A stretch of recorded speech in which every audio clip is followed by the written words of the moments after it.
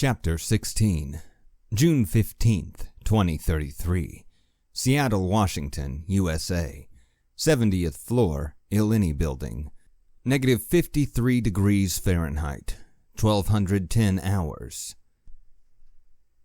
Devil, eh? Jessie said with a smirk.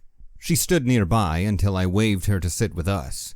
She grudgingly sat down, not getting too close to any of us. I was just filling Dante in on what happened while he was down there. I would love it if he could tell us what happened while they were down there, replied Jessie. Let's finish explaining any changes first. You can definitely do that better since you were instituting most of the policies. Yeah, I guess I can, Linda. Jessie turned to me. Okay, she told you about the bathrooms, cubicles, and tables? My eyes bugged a little. Relax. Voices carry. I wasn't spying. I could hear you as I was walking up. Didn't want to bother you guys, so I waited a moment. Anyway, I made a few rules to keep things smooth. Most of the toys... Here Jessie looked at Eddie and his pile of Legos. And the books stay in the new communal area. The tables are pretty big and can fit 16 people each. With all the chairs from the cubicles, we'll never run short of seating. I nodded. It bothered me how well voices carried. Even at that point, I could hear people quietly conversing in the lines for the bathroom and in the kitchen. I made sure there was a 5-minute limit on the showers so that nobody hogged it. We also put in a new rotation starting tomorrow. 3 shifts, 0100 to 0800, 0800 to 1600, and 16 to 0100. There's no day and night anymore, so we can split up responsibilities easier this way. Feels like the military all over again, I joked. Jessie and Linda both nodded. That's the idea. We need regimented schedules and discipline. Otherwise, we'll be in complete chaos. I'm a little surprised we haven't had anything too chaotic happen yet. Does that mean I need to start calling you LT again? Jessie glared at me. No, just like I never made you call me boss. We're not in the military. Anyway, Linda and Eddie signed up for sleep first, work second shift. Third shift is theirs to do with as they please. I'm on work first, sleep third. You can sign up for anything since we have a pretty good balance across all 3. Yeah, I'd just like to think about it a bit. That's fine. We have food scheduled to be served for the 3rd and 4th hours of every shift. That will start tonight. We also need a maintenance team to build things as needed, fix things, etc. Then we have the watch. They'll be outside the walls, either here or across the building, looking out the windows for signs of survivors. They only need to be out a half hour every 2 hours. That's a rotation in itself. I'll do that. I'll probably help out elsewhere, but that sounds like something I'm suited for. I figured, sighed Jessie. A few hours ago, someone thought they saw lights down on the streets below, but it was hard to see for sure. It's definitely possible. The winds are still pretty bad up here, and with the ice, snow, and debris, it isn't the easiest job. I'm sure we'll see something. Is there anything else for now? No. I'll catch up Hillary, Gino, and Larry when they wake up. Enjoy the rest of the day. She stood and briskly headed off, probably to get everything up to her exacting standards. Had I not witnessed it the day before, I wouldn't have believed she even slept. Once we were all caught up, I scooted over to help Eddie with his Lego model. Linda took all 3 plates and headed to the kitchen area. Thanks, I called after her. She turned back and flashed a smile. The rest of the day was uneventful, save for another team returning with more goods. They walked over and dropped the bulging packs on the tables, which were quickly unloaded and sorted. The next team put the bags on and headed for the store. I helped with some organization in the supply room, making sure we had everything well cataloged. The next day, I started filling in on the watch team. Each shift change, the gossip was shared across both teams.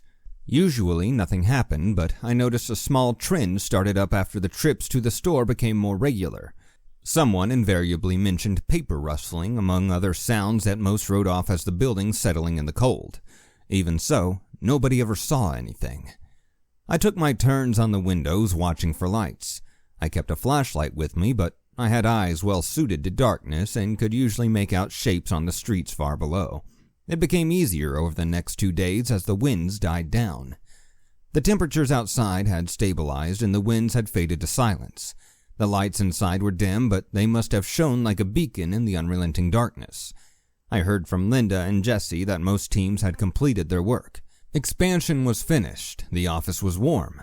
Lights were no longer an issue, with teams bringing up spare batteries from the store.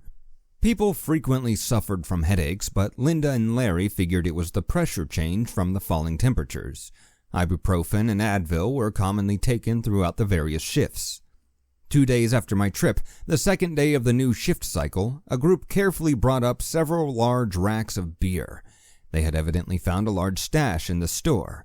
I was amazed it hadn't all burst in the cold.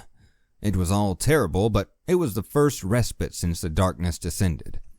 Of course, Jesse immediately confiscated all the beer and put it into supply.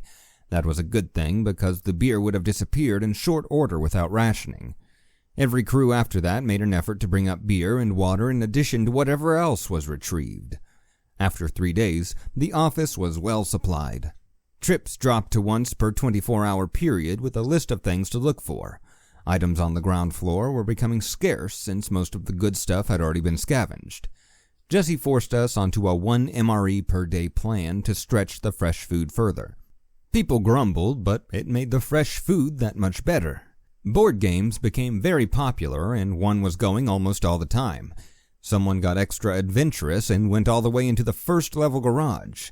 They pulled their pen and paper RPG books from their car, though the car wouldn't start due to the cold. When questioned, they said there were no bodies anywhere down there, though there were a few cars missing. Most were still present, according to the third-hand account I received. After that trip, Jesse banned going to the garage for safety reasons. Even though the winds were relatively calm, every member of that trip had small injuries.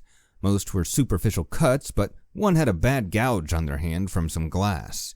The rumor was the doors were frozen shut, so the team had to break the windows. The one who had the books started running RPG games for anybody that wanted to play. Characters were rolled up constantly, dice making a racket on the tables. Felt was procured on the next trip down and laid on the games table to deaden any noise. After that, nobody complained. People constantly changed in and out on that game, looking for some absurd humor to make their situation more bearable. I considered joining a few times, but always ended up heading into a shift or getting pulled into something else by Linda or Jesse. Everything was going really well. People had settled into a routine. Nobody was overly stressed despite the extraordinarily strange situation we found ourselves in. The only common complaint was headaches. 7 days after my first trip to the store, the main door opened, causing the airlock in front of it to shudder a little at the sudden temperature differential. A ghost from the past had shown up.